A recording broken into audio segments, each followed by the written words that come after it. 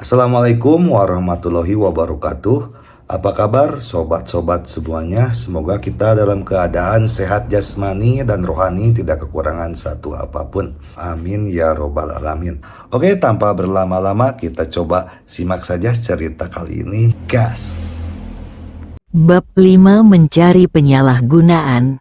Di keluarga Bayu sedang berbaring di ranjang rumah sakit dan bersenandung. Pintu tiba-tiba terbuka, dan seorang pemuda berusia sekitar 30 tahun masuk. "Tuan, kami mengetahui bahwa orang yang memukul Anda dan Mariam berada di 999 Presidential Suite Hotel Kaili. Mereka sudah berada di sana selama hampir 2 jam. Anak itu benar-benar membawa Mariam ke hotel yang saya pesan dan suite yang saya pesan. Dia benar-benar tidak tahu bagaimana hidup atau mati." Bayu memikirkan lingkungan hangat yang diatur di suite, memikirkan berbagai skenario, ambiguitas, dan metode yang dia bayangkan. Seolah-olah dia melihat Henry bertindak untuknya, dan dia hampir kehabisan napas karena marah. "Ferry, segera bawa adikmu dan bunuh dia. Ingat, beritahu polisi untuk tidak muncul. Kita akan memulai pembunuhan besar-besaran hari ini." Mata Bayu penuh dengan niat membunuh mencambuk mayat itu berkali-kali. "Oke, saya akan segera menerapkannya." Setelah Ferry selesai berbicara, dia berbalik dan pergi. "Tunggu, angkat aku. Aku ingin melihat dengan mataku sendiri betapa menyedihkannya dia ketika dia disiksa sampai mati." Bayu menopang tubuhnya dan mencoba untuk berdiri. "Tuan, kamu..." Ferry khawatir dengan cederanya. "Tidak apa-apa. Aku di sini bersamamu. Jika kamu memberiku uang, aku tidak akan melakukan hal-hal bodoh itu." Bayu menyapu jari-jari Ferry yang seperti baja, tampak percaya diri. Ferry tidak ragu-ragu dan meminta seseorang untuk membawanya ke puncak Garut dan bergegas ke hotel. Di matanya, Henry ini bukan apa-apa. Paling-paling dia adalah pecundang. Henry duduk bersila di samping tempat tidur. Tubuhnya tidak bergerak. Rasa lelah di tubuhnya hilang tanpa bekas, dan panca inderanya sangat sensitif. Seseorang. Henry tersenyum, berdiri, membuka pintu dan keluar dari kamar tidur. Di ruang tamu, Bayu sedang berbaring di sofa melihat warna merah di ruangan itu. Sangat tertekan, Ferry melihat ke arah pintu, dengan 4 pengawal di belakangnya menunggu di sisi Bayu. "Bodoh, kenapa kamu ada di sini lagi?" Henry bertanya sambil tersenyum. "Apa-apaan ini?" Bayu sangat marah hingga dia ingin mengupas Henry hidup-hidup. "Ferry, apa yang kamu lakukan sambil berdiri diam? Itu anak ini. Aku akan menghancurkannya." Ferry tidak terlalu senang setelah mendengar instruksi Bayu, tetapi dia dengan cepat menjadi bersemangat. Otot-ototnya langsung membengkak, dan aura pembunuhnya keluar. Ditambah dengan tinggi badannya yang lebih dari 180 cm dan fisiknya yang kuat. Meskipun Henry serupa tinggi badannya, tapi sebagai perbandingan, kesenjangannya sangat besar. Bayu merasakan momentum Ferry di belakangnya, dan kepercayaan dirinya tiba-tiba meningkat. Dia menoleh untuk melihat ke arah Henry dan berkata, "Konyol, jika kamu segera berlutut di depanku, minta maaf padaku, dan teriak berlutut 3 kali, aku akan membiarkanmu mati dengan cepat. Jika tidak..." Dia berhenti di tengah kalimat, tapi dia penuh dengan niat membunuh dan rasa dingin yang luar biasa. Ketika Ferry mendengar kata-kata Bayu, aura pembunuhnya menjadi lebih kuat, mencoba mengintimidasi Henry dengan momentumnya. Sepertinya dia dipukuli dengan bodoh dan berbicara omong kosong. Henry memandang Bayu seolah-olah dia sedang melihat monster. Pukul anak ini sampai mati. Pukul dia sampai mati. Bayu meraung dengan marah. Tuan, tenanglah dan serahkan semua padaku. Setelah Ferry mengatakan itu, dia mengambil 2 langkah ke depan. Aura pembunuh di tubuhnya langsung mencapai puncaknya. Keempat pengawal di belakangnya tanpa sadar mundur selangkah. Hatinya merasa sangat terkejut. Nak, jika kamu mengerti, berlututlah dan minta maaf kepada tuan muda kita. Jika tidak, kamu akan kehilangan nyawamu. Jangan salahkan aku karena tidak mengingatkanmu. Suara Ferry keras, membuat telinganya berdenging. Bayu sedang di atas sofa, merasakan intensitas ini. Suasana hatinya tiba-tiba membaik. Dia sudah mulai berfantasi tentang memukuli Henry sampai mati dan naik ke tubuh Maryam. Omong kosong. Henry sengaja berhenti, dan Ferry segera menjadi marah. Sebaiknya aku menyingkirkanmu dulu. Henry tiba-tiba menggerakkan tubuhnya dan langsung menendang Ferry dengan kaki kanannya. Ah, Bang, dengan teriakan dan suara, tubuh Ferry terbang langsung ke dinding, terpental dan jatuh ke tanah, lalu pingsan. Ferry awalnya melihat tendangan Henry dan berpikir itu tidak akan terlalu kuat. Dia menekuk tangannya dan menyerang bersama-sama, berharap untuk mematahkan kaki Henry. Tanpa diduga, kekuatan di kakinya seperti kekuatan yang luar biasa. Audio milik Henry Software menarik Channel. kembali kaki kanannya, berdiri tegak, menatap Fei Long yang tidak sadarkan diri, dan berkata sambil tersenyum, "Maaf, saya tidak mengontrol kekuatan saya dengan baik, itu terlalu kuat." Adegan ini membuat keempat pengawal di belakang mereka merasakan bulu kuduk mereka berdiri tegak, punggung mereka langsung basah oleh keringat dingin, dan tanpa sadar tubuh mereka mundur. Sungguh mengejutkan. 100 kali lebih mengejutkan daripada perkelahian di film. Mereka paling tahu betapa kuatnya Ferry. Itu adalah gunung yang mereka panjat setiap hari dan tidak pernah bisa didaki sekarang.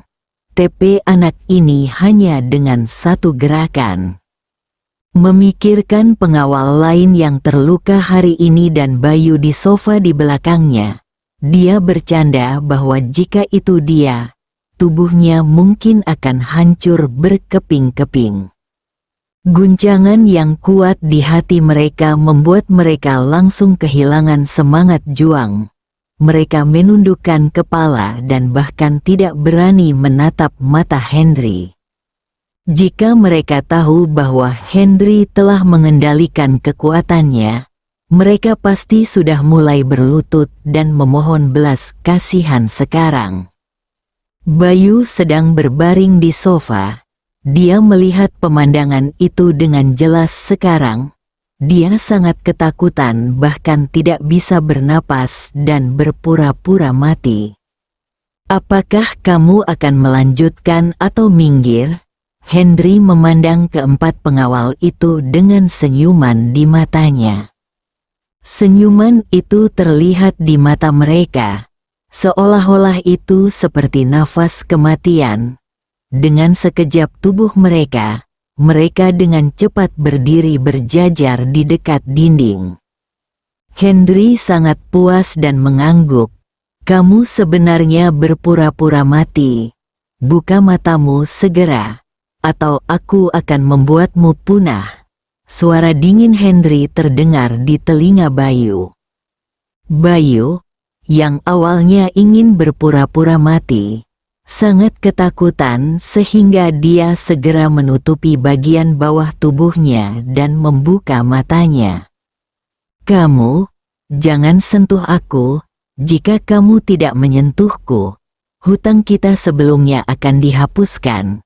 Jika tidak, akhir hidupmu akan sangat menyedihkan." Bayu menyusut ke arah sofa. Seluruh tubuhnya gemetar, menunjukkan tampilan teror. "Benarkah kamu mengancamku lagi?" Henry menyelesaikan kata-katanya dan memukul Bayu dengan keras di sisi kiri wajahnya. Puff, seteguk darah, bercampur dengan gigi putih, dimuntahkan ke tanah. "Tuan, saya salah. Mohon maafkan saya. Saya benar-benar salah." Tepat ketika tangan Henry hendak mengenai sisi lain, Bayu tiba-tiba melompat ke tanah, berlutut di depannya dan mulai memohon belas kasihan. Henry mengerutkan kening, pengecut, tendang pergi.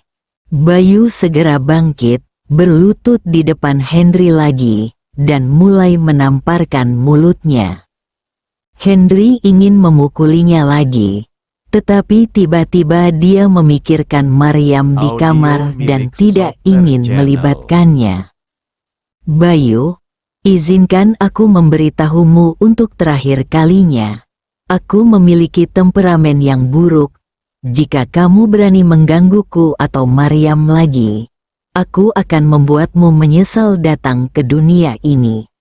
Apakah kamu ingat?"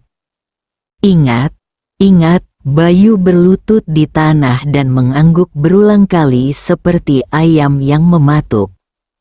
"Bawa orang-orangmu dan keluar dari sini.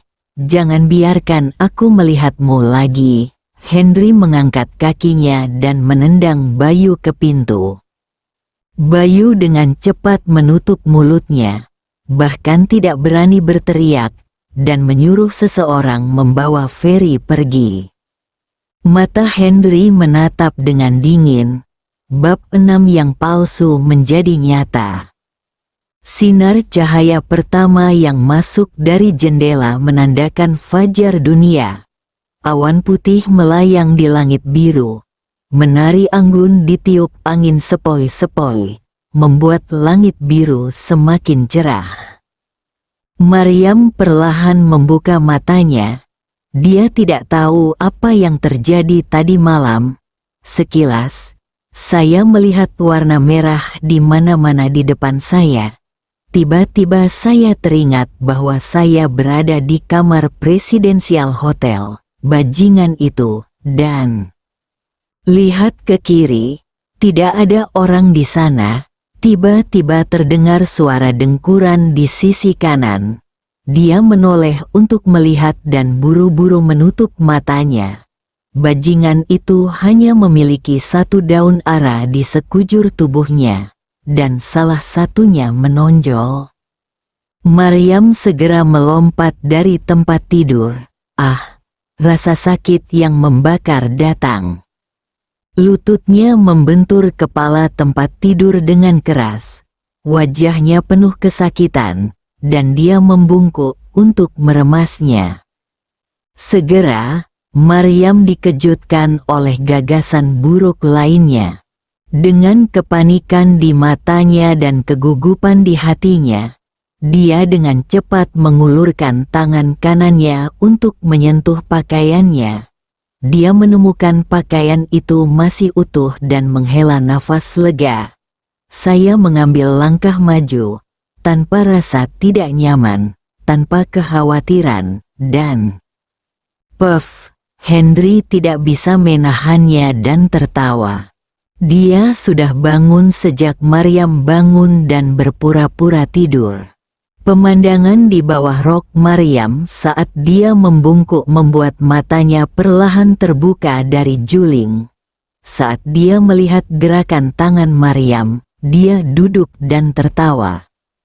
Maryam mengangkat satu tangan ke atas dan tangan lainnya ke bawah. Tertegun, detik berikutnya dia berteriak lalu bergegas maju. Gila, dia benar-benar marah. Citra seorang wanita telah lama terlempar keluar jendela. Ah, Henry tiba-tiba menjerit, membungkuk seperti udang, menutupi bagian bawah tubuhnya. Wajahnya menjadi pucat, dan keringat langsung mengalir di wajahnya. Maryam naik dari dalam tempat tidur, memikirkan perasaan istimewa barusan. Wajahnya terbakar seperti buah ceri merah matang, jus menetes dengan sedikit sentuhan. Kamu sangat penuh kebencian. Apakah kamu ingin menghancurkanku? Aku melakukannya dengan sengaja. Oh, tidak. Itu tidak disengaja. Itu juga tidak benar. Maryam menjadi pemalu dan gugup, dan menjadi tidak koheren. Ups, apakah ini akan mempengaruhi reproduksi generasi berikutnya? Wajah Henry langsung berubah menjadi labu pahit. Wajahnya menjadi pucat, dan tubuhnya jatuh ke satu sisi, tepat di atas Maryam yang sedang duduk. Ah, tubuh bagian atasnya kesakitan dan dia tidak bisa menahan tangisnya yang pelan. Tepat ketika dia hendak marah, dia menemukan bahwa Henry mulai bergerak-gerak dan mulutnya berbusa. Ada apa denganmu? Jangan menakutiku. Maryam ketakutan. Dia segera memeluk Henry dan mengulurkan tangan untuk menyeka busa di sekitar mulutnya. Aku khawatir aku tidak bisa bertahan. Tolong selamatkan aku. Aku tidak ingin mati. Suara Henry menjadi semakin lemah, dan dia memeluk pinggang Maryam dengan erat, seolah dia takut mati. Sebaiknya kamu segera mati. Henry belum memanfaatkan sepenuhnya. Dia pikir Maryam akan lebih mengasihaninya, tetapi dia tidak menyangka akan didorong langsung ke tanah olehnya. Boom! Kepala dan pantatnya menyentuh tanah, mengeluarkan suara. Aduh! Henry menjerit, mengusap pantatnya dan berdiri. Ahem, biar ku beritahu padamu, Maryam, kamu agak galak. Pergi, itu karena kamu membuatku mual. Wajahnya kembali dingin, dan matanya penuh rasa jijik. Henry tidak marah. Dia menatap Maryam, mengangkat bahu dan tersenyum. Maryam, aku menyelamatkanmu 2 kali kemarin dan aku harus membayarnya. Aku tertabrak mobilmu sekali dan aku harus membayarnya. Aturan yang ditetapkan oleh sang majikan adalah tidak peduli siapa yang dia perlakukan, dia harus membayarnya. Ini disebut pencurian tidak dengan tangan kosong, dan perlakuannya tidak sia-sia. Melihat titik merah di pergelangan tangan kirinya, pasir anak laki-laki di mulut lelaki tua itu benar-benar terangkat 2 jari. Kemarin, wajah Maryam langsung menjadi gelap. Apa sebenarnya yang kamu lakukan tadi malam? Maryam, perhatikan nada bicaramu. Aku menyelamatkanmu tadi malam. Jika tidak, kamu mungkin akan terbakar nafsu dan pergi. Diam, pipi Maryam memerah dan wajahnya terbakar. Dia tiba-tiba merasa bahwa Henry 10 kali lebih sulit dihadapi daripada Bayu. Hei, jika aku mengetahui hal ini, aku akan... Henry membuat gerakan mengklik dengan tangannya. Embrio seks. Maryam duduk tegak dengan alis dingin. Bagi Henry, dia hanya punya satu pikiran, mati. Tepat ketika hubungan antara kedua orang berada pada titik tertinggi sepanjang masa, telepon tiba-tiba berdering. Wajah Maryam menjadi pucat saat melihat nama yang ditampilkan di layar. Ingat, kamu tidak diperbolehkan berbicara ketika aku menjawab telepon, Maryam memperingatkan dengan nada dingin. Telepon berdering terlalu cepat. Sebelum Henry dapat menjawab, Maryam menepuk dadanya, menarik napas panjang, dan menjawab telepon. Suaranya sangat hormat. "Kakek, apakah kamu menelepon sepagi ini untuk sesuatu yang mendesak?" Tawa hangat datang dari ujung telepon yang lain. "Maryam, ini tidak mendesak. Ini hanya acara yang membahagiakan." Acara bahagia? Maryam bingung. "Tadi malam, lelaki tua dari keluarga Zhu dan saya menyelesaikan masalah antara Anda dan Zhu Minho, dan dia juga sangat bahagia.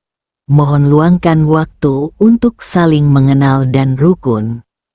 "Ah!" Maryam berteriak kaget, merasa seolah-olah ada 5 petir yang menghantam kepalanya, dan otaknya berdengung.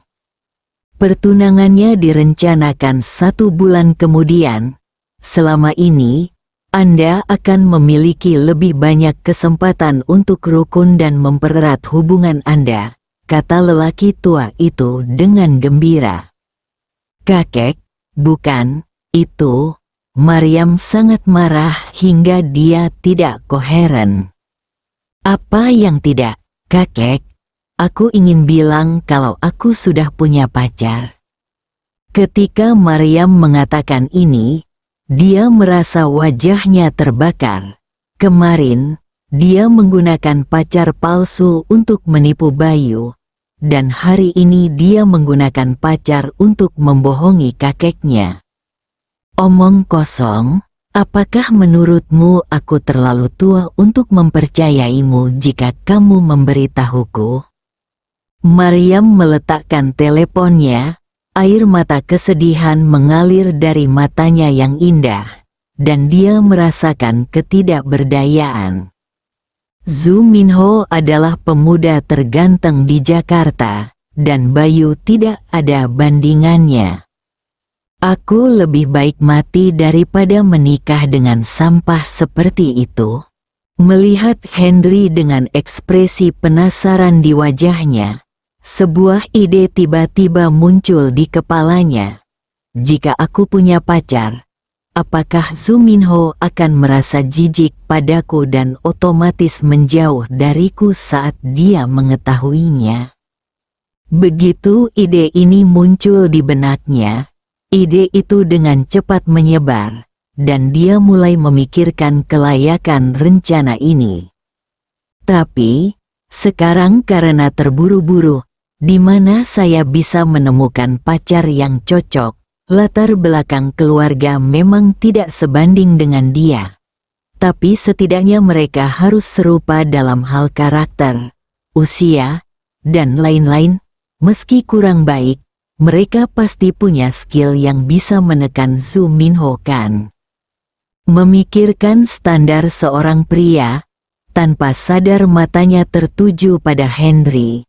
Dia terlihat biasa-biasa saja, dan karakternya terkadang baik atau buruk, tapi dia sepertinya pandai bela diri. Ada begitu banyak pengawal kuat di Bayu. Di depannya, dia seperti anak kecil. Mengenai apa yang disebut keterampilan medisnya, tidak diketahui. "Henry, apakah kamu benar-benar menyukaiku?" Maryam tiba-tiba menatap matanya dan bertanya. "Ya, kamu ingin aku menjadi pacarmu?" "Ya, oke. Aku berjanji padamu, benarkah?" Henry tidak bisa menahan diri untuk tidak berteriak seolah-olah dia sedang bermimpi. Bersambung.